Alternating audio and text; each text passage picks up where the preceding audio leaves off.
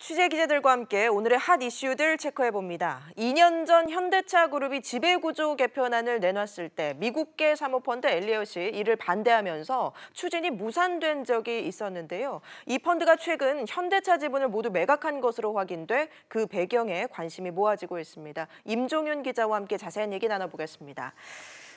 임 기자, 네. 엘리엇이 갖고 있던 현대차 그룹 지분 전부 다 판 건가요? 작년 말쯤에 다 판 것으로 좀 현재 확인이 되고 예. 있습니다. 현대차랑 엘리엇 간의 공방은 조금 표로나 보시면서 설명을 좀 드릴 필요가 있는데요. 지난 2018년 3월입니다. 현대차 그룹이 지배구조 개편안을 발표하고 바로 다음 달 엘리엇이 우리가 현대차 그룹의 지분을 10억 불 갖고 있다 이렇게 발표를 합니다. 그 다음에 바로 다음 달 5월에 엘리엇이 현대차가 3월 달에 내놓은 지배구조 개편안에 반대한다라고 얘기를 하면서부터 이제 본격적인 공방이 시작이 됐고요. 작년 3월 주총 때 엘리엇이 요구했던 여러 가지 요구안들이 모두 부결이 되면서 사실상 이제 소강 상태에 들어갔는데 결국 시작했던 것부터 따지면 대략 20개월쯤 지나서 이제 엘리엇이 100기를 든 셈이 됐다 이렇게 볼 수 있습니다. 예, 앞서 본 것처럼 이 현대차가 지배구조 개편을 추진했었는데 엘리엇의 반대로 무산이 됐었죠? 예, 그렇습니다. 당시 현대차 그룹의 지배구조 개편안을 좀 설명을 좀 드릴 필요가 있는데요. 그 당시에는 모비스를 지주회사로 해서 보시는 것처럼 현대차가 기아차를, 기아차가 다시 현대제철을, 글로비스를 이런 식으로 해서 지금 돌아가는 결국 이제 몽구 회장을 비롯한 이제 오너 일가가 대주주죠. 그래서 대주주가 모비스를 이제 지주회사로 해서 이렇게 지배하는 이런 형태로 돼 있는데요. 예. 이 부분에 대해서 당시 엘리엇과 투자자들이 모비스와 글로비스 간의 합병 비율의 이의 제기를 합니다. 여기에 대해서 현대차 그룹이 이 개편안을 자진 철회하면서 지배구조 개편 작업이 이제 무산된 바가 있는데요.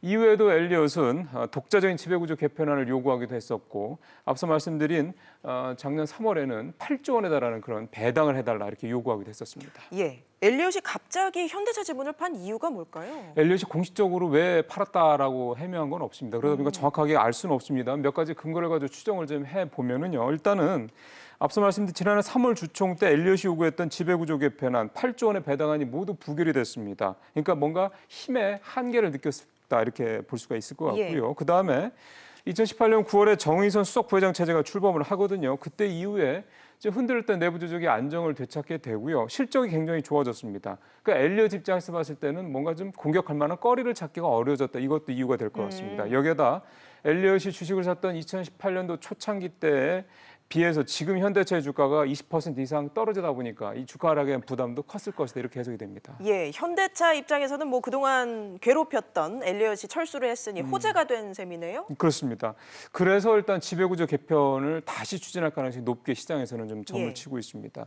일단 2년 전에 내놨던 앞서 설명을 잠깐 드렸던 그 개편안이 다시 추진될 가능성이 높다는 얘기가 나오는데요. 이번에는 시장 친화적인 방향으로 진행될 것이라는 정의선 수석부회장의 좀 표에서 보시는 것 같은 저 언급을 감안을 할 때 당시에 문제가 됐었던 모비스와 글로비스 간의 합병 비율에 일부 조정이 있지 않겠냐 이런 전망들이 시장에서 나오고 있고요. 또 지배구조 개편뿐만 아니라 현대차 그룹이 100조 원을 들여서 추진하고 있는 친환경차와 미래 모빌리티에 대한 사업 구상도 탄력을 받을 것으로 예상이 되고 있습니다. 예, 임종윤 기자 잘 들었습니다. 중국 우한에서 발생한 신종 코로나 감염증이 아시아를 넘어서 캐나다와 멕시코 등 다른 나라로 확산되고 있습니다. 중국이 우한 시민의 이동을 막는 등 폐쇄를 한 가운데 공식 발표한 확진자 수보다 더 많은 확진자가 있을 수 있다는 얘기도 나오고 있습니다. 이한나 기자와 함께 현재 상황 짚어보겠습니다. 이 기자, 우선 국내 상황 어떻습니까? 네, 질병관리본부는 한 명의 확진자가 발생한 이후 추가 확진자는 아직 없는 상황이라고 밝혔습니다. 외교부는 오늘 중국 우한에 여행경보 4단계 중 2단계인 여행 자제 경보를 발령했습니다. 다만 철수 권고 상황은 아니다라고 밝혔습니다. 또 앞서 중국 당국이 우한공항의 잠정 폐쇄를 결정했는데요. 주 4회 인천과 우한으로 갔던 이 대한항공은 이번 달 31일까지 항공기 운항을 중단한다고 오늘 밝혔습니다. 예, 지금 중국에서는 뭐 한 도시를 봉쇄할 정도로 굉장히 심각한 상황인데 지금 어느 나라로 확산이 된 상황인가요?